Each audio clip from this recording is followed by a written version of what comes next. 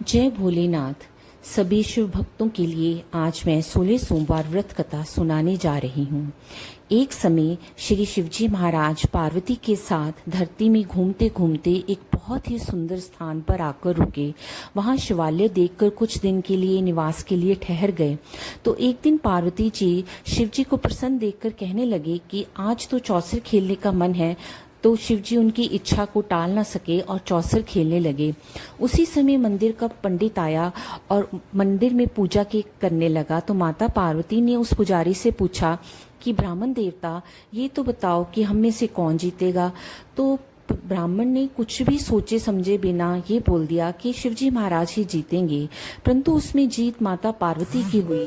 पार्वती को बड़ा ही क्रोध आया और ब्राह्मणों को झूठा बोलने के कारण श्राप देने को तैयार हो गई। महादेव जी के बहुत समझाने पर भी वह नहीं मानी और उन्होंने माता पार्वती ने ब्राह्मण को श्राप दे दिया। कुछ दिनों के पश्चात जो ब्राह्मण था वो कोढ़ी हो गया और बहुत ही दुखी रहने लगा। उसने बहुत ही कष्ट भी भोगा और दिन प्रतिदिन ऐसे ही एक दिन देवलोक की कुछ अप्सराएं वहां आई और उन्होंने उस पुजारी को इतना दुखी देखा और कारण पूछा। ब्राह्मण ने तब ये बताया, सारी कथा सुनाई कि क्यों उनके साथ ऐसा हुआ है। तब अप्सराएं कहने लगी कि आपको कोई कष्ट नहीं होगा, आप शिव महाराज की कृपा से, भोलेनाथ की कृपा से बिल्कुल ठीक हो जाएंगे। आप 16 सोमवार का व्रत करें, उनके प्रभाव से तुम्हारे सब दुख दूर हो जाएंगे। तब ब्राह्मण ने पूछा कि इसको कैसे रखा जाता है, इसका संपूर्ण विधि विधान क्या है। तब अप्सराओं ने बोला कि सोमवार को आपने स्नान करना है, साफ सुथरे वस्त्र पहनने हैं और बहुत ही भक्ति के साथ ये उपवास रखना है, जिसमें आपको आधा से गेहूं का आटा लेकर चूरमा बनाकर उसके 3 भाग करने हैं और चंदन, अक्षत तथा पुष्पादि से भगवान शिव और माता पार्वती का पूजन करना है। प्रदोष काल होने पर धूप, दीप, घी, गुड़, नवेद, मूंगफली, बेलपत्र, जनेऊ, चंदन, अक्षत तथा पुष्प आदि से भगवान शिव और माता पार्वती का पूजन करना है। भोजन का एक भाग आप भगवान को अर्पित करेंगे, दूसरा आप जो आपके सामने कोई भी आपके उपस्थित आपकी कथा सुनने में होंगे उनको बांट देंगे और तीसरा आप वो स्वयं ग्रहण करेंगे। इस प्रकार 16 सोमवार का व्रत आप रखें। फिर 17वें सोमवार पर आप पाव से गेहूं के आटे की बाटी बनावें, उसमें भी घी गुड़ मिलाकर उसका चूरमा बनाकर उपस्थित उपजनों में बांट दें और आप भी सभी परिवारजनों के सहित उस प्रसाद को ग्रहण करें। इस प्रकार 16 सोमवार तक जो इस व्रत को धारण करता है, भगवान भोलेनाथ की कृपा से उसके सारे कार्य पूर्ण होते हैं और सारे कष्टों का निवारण होता है। तो आप ब्राह्मण, आप भी इस व्रत को धारण करें। उस ब्राह्मण ने 16 सोमवार का व्रत किया और श्री भगवान की कृपा से वह रोग मुक्त हो गया। कुछ समय बाद जब शिव पार्वती उस मंदिर में आए और ब्राह्मण को बिल्कुल ही ठीक देखा तो पार्वती बहुत ही आश्चर्य और हैरान हुई और उनने कारण पूछा। तो उन्होंने बोला कि मैंने 16 सोमवार का व्रत किया है। तब पार्वती ने व्रत की विधि पूछी तो ब्राह्मण ने पूछा, स्वयं भी उसको धारण किया। इस व्रत को करने से उनके रूठे हुए पुत्र जो थे कार्तिकेय, वो भी वापस आए और वो माता के आज्ञाकारी पुत्र बने। तब कार्तिकेय ने अपने इस विचार को माता के समक्ष रखा कि माता, ऐसा क्या किया है कि जो मेरा विचार आपके प्रति बिल्कुल ही बदल गया है। तब कार्तिकेय जी ने भी माता जी से पूछने पर कि उन्होंने 16 सोमवार का व्रत रखा है तो उन्होंने भी 16 सोमवार का व्रत रखा। तो इस तरह उनका बहुत दिनों से एक बिछड़ा हुआ ब्राह्मण मित्र उनको मिल गया। इस प्रकार मित्र के आकस्मिक मिलने के भेद से कार्तिकेय जी ने पूछा कि उन्होंने 16 सोमवार के व्रत का सब वृतांत कहा और बताया कि इसके प्रभाव से आप मुझे, जो बिछड़े हुए मेरा मित्र था, आप मुझे मिले हो। तब वो जो बिछड़ा हुआ मित्र ब्राह्मण था, उसकी अभी शादी नहीं हुई थी। उसने कार्तिकेय जी से पूरे व्रत का विधि विधान पूछा और फिर उन्होंने भी उस 16 सोमवार का व्रत किया। तो उस ब्राह्मण कार्यवश किसी दूसरे देश में गया तो वहां की राजकुमारी का स्वयंवर चल रहा था। राजा ने हथनी को बहुत ही खूबसूरती से सजाया और उसकी सूंड में वरमाला पहनाकर बोला कि ये हथनी जिसके भी गले में वरमाला डालेगी, मैं अपनी कन्या का विवाह उसके साथ कर दूंगा। श्री शिवजी महाराज की कृपा से उस हथनी ने बड़े बड़े देशों से राजकुमारों आए हुए थे, बट उनको न पहनाकर उन्होंने वो वरमाला ब्राह्मण के गले में डाली, जो स्वयंवर की शोभा मात्र देखने के लिए आया हुआ था। राजा ने अपनी जो प्रतिज्ञा ली हुई थी, अब उसको उस अपनी प्रतिज्ञा को पूरा करना था, इसलिए उसको अपनी राजकुमारी का विवाह उसके ब्राह्मण के साथ ही करना पड़ा। उन्होंने खूब सारा दहेज दिया, धन धान्य दिया। तब वो ब्राह्मण राजकुमारी के साथ बहुत ही आनंद से अपना जीवन व्यतीत करने लगा। एक दिन राजकुमारी ने अपने ब्राह्मण पति से कहा कि हे परमेश्वर, आपने ऐसा क्या कार्य किया कि आपकी किस्मत में मैं ही आई। बड़े बड़े राजाओं को छोड़कर हथनी ने किसी को भी वरमाला नहीं डाली, उन्होंने आपके ही गले में वरमाला डाली। तब ब्राह्मण ने उसे 16 सोमवार व्रत की महत्ता का बताया। तो राजकुमारी भी पुत्र प्राप्ति की इच्छा के कारण उस व्रत को करने लगी। इसके प्रभाव से उसको बहुत ही अच्छा, सुशील, विद्वान और सुंदर पुत्र उत्पन्न हुआ। वे ब्राह्मण व राजकुमारी दोनों का ही लाडला था। उनका लाड चाव से बहुत ही पालन पोषण करा। जब वे पुत्र युवावस्था में पहुंचा तो अपनी माता से उसने बहुत ही आदर से पूछा कि माता, आपने ऐसा क्या पुण्य कार्य किया है जिससे कि आपको मुझ जैसा पुत्र प्राप्त हुआ है। तो माता ने भी अपने पुत्र को 16 सोमवार के व्रत की महत्ता को बताया। तब पुत्र ने भी उस 16 सोमवार व्रत को रखने की इच्छा जाहिर करी और उसने भी उस व्रत को धारण करा। तब उसने भी राज्य पाने की इच्छा से उस 16 सोमवार का व्रत करा था।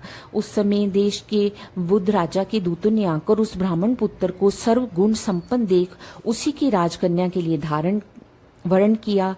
राजा के कोई पुत्र नहीं था, इस कारण राजा का मृत्यु होने पर वह ब्राह्मण पुत्र राज्याधिकारी हुआ। राज्य प्राप्ति के पश्चात भी 16 सोमवार का व्रत वो हमेशा करता रहा। जब 16 सोमवार के पश्चात 17वां सोमवार आया तो राजा ने अपनी पत्नी को सामग्री लेकर शिवालय में आने को कहा, परंतु उसकी पत्नी ने आज्ञा न मानकर अपनी दासियों को हाथों में वो सामग्री शिवालय में भिजवा दी। जब राजा को पूजा समाप्त करके अपने घर आया तो उसको ये आकाशवाणी हुई कि हे राजा, तुम अपनी इस रानी को इस महल से निकाल दो, ये तुम्हारे लिए सर्वनाश का कारण बनेगी। तब राजा ने इस आकाशवाणी को सुना और बहुत आश्चर्य हुआ। बट उसने अपनी सभा में आया तो उसने सभासदों से आकाशवाणी का वृतांत कहा। सभासदों को पूरा विश्वास हो गया कि जिस राजकुमारी के कारण इसको राज्य प्राप्त हुआ उसी को अब ये घर से निकालने का षड्यंत्र रच रहा है। किंतु राजा ने रानी को महल से निकाल ही दिया। रानी बहुत ही दुखी हुई। वो अपने भाग्य को कोसती हुई, नंगे पैर, फटे वस्त्र, भूखी प्यासी इधर उधर भटकती हुई एक नगरी में पहुंची। उस नगरी में एक बुढ़िया सूत काट कर बेच रही थी। वह रानी की दयनीय दशा को देखकर बोली कि चल तू मेरे साथ चल, मेरा सूत बिकवा दे। मैं तो बूढ़ी हूँ, मैं मोल तोल नहीं कर सकती, तो तुम मेरी मदद करो। तब रानी ने बूढ़ी की मदद करने के लिए जो सूत की गठरी थी उसे अपने सर पर रख लिया और आगे चलने लगी। तब थोड़ी दूर जाकर इतनी जोर की आंधी आई कि बुढ़िया का सारा सूत आंधी में ही उड़ गया।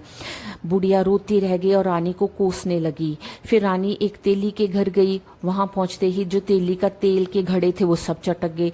तेली ने भी उसको अपने घर से निकाल दिया। रानी बहुत ही दुखी होती हुई एक नदी के पास पहुंची तो नदी का जल भी सूख गया। इसके पश्चात रानी एक जंगल में वन में गई और सरोवर में उतरकर पानी पीने लगी तो साफ निर्मल जल गंदा हो गया और वो कीड़ों से भर गया। रानी अपने दुर्भाग्य समझ उसी जल को पीकर वृक्ष की छाया में आराम करने लगी। उस वृक्ष के सब पत्ते झड़कर सूख गए, नीचे गिर गए। तब रानी इस किसी भी वृक्ष के नीचे जाती तो उसी के पत्ते झड़कर नीचे गिर जाते। उस वन के ग्वाले जो वहां पर गायों को चराते और सरोवर में जल पिलाते थे, वन की यह दशा देखकर बहुत ही हैरान और दुखी हुए। उस वन में मंदिर था, उसके पुजारी एक बड़े विद्वान और बहुत ही महापुरुष थे। उन ग्वालों ने ये सारा कहानी महात्मा जी को बताई और रानी को पकड़कर महात्मा जी के पास लेकर गए।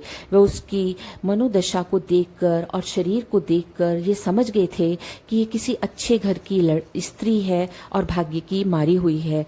ऐसा सोचकर उन्होंने रानी से कहा कि मैं तुम्हें अपनी पुत्री के समान अपने पास रखूंगा। तुम इधर आश्रम में ही मेरे पास रहो और तुम्हें मैं किसी भी प्रकार का कष्ट नहीं होने दूंगा। महात्मा जी की ये बात सुनकर रानी को थोड़ा सा हौसला हुआ, पर वह रानी को जल भर कर लाती अथवा जो भोजन बनाती उसमें कीड़े भर जाते। ये देखकर पुजारी भी बहुत दुखी हुए और बोली, पुत्री ऐसा क्या हुआ है तुम्हारे साथ, जो किसी देवता का जरूर कोई प्रकोप है जो ऐसा तुम्हारे साथ हो रहा है। तब रानी ने सारा उसे अपना वृतांत सुनाया कि कैसे उसने शिव पूजन की सामग्री नहीं लेके गई थी, जिसके कारण उसको ये पीड़ा सहनी पड़ रही है। तब उन्होंने बोला कि बेटी तुम अपनी मनोकामना पूर्ण करने के लिए 16 सोमवार के व्रत करो, शिवजी महाराज की कृपा से सब कष्टों से छुटकारा मिल जाएगा। ये बात सुनकर रानी ने यथाविधि 16 सोमवार का व्रत रखा और 17वीं सोमवार को उद्यापन यथोयोग्य पूजन किया, जिसके प्रभाव से राजा को अपनी भूली हुई रानी याद आई और फिर उसने न जाने उसने सोचा कि कहाँ भटक रही होगी। उसने रानी को ढूंढने के लिए चारों तरफ से अपने दूत भेजे। दूत उनको ढूंढते हुए महात्मा जी के आश्रम आए और वहां रानी को देखकर उसको मांगने लगे, परंतु महात्मा जी ने इनकार कर दिया। तो दूतों ने आकर राजा को खबर दी और बताया कि आपकी रानी महात्मा जी के पास ही रह रही है। तब राजा स्वयं अपनी महारानी को लेने के लिए आश्रम में गए और बताया महात्मा जी को, यह मेरी धर्म पत्नी है। तो महाराज जी ने उन्हें खुशी खुशी उनके साथ विदा कर दिया। इसके बाद अब राजा और रानी प्रति वर्ष 16 सोमवार का व्रत करते हैं और संसार में अनेक सुखों को भोग रहे हैं और अंत समय फिर शिवपुर को सिधार गए। इस प्रकार इस कहानी से हमें ये पता चलता है कि जो भी भोलेनाथ का सच्चे मन से 16 सोमवार का उपवास करता है, उसके जीवन में आने वाली तमाम समस्याएं और बाधाओं का अंत होता है और जीवन में सुख समृद्धि आती है। जय भोलेनाथ।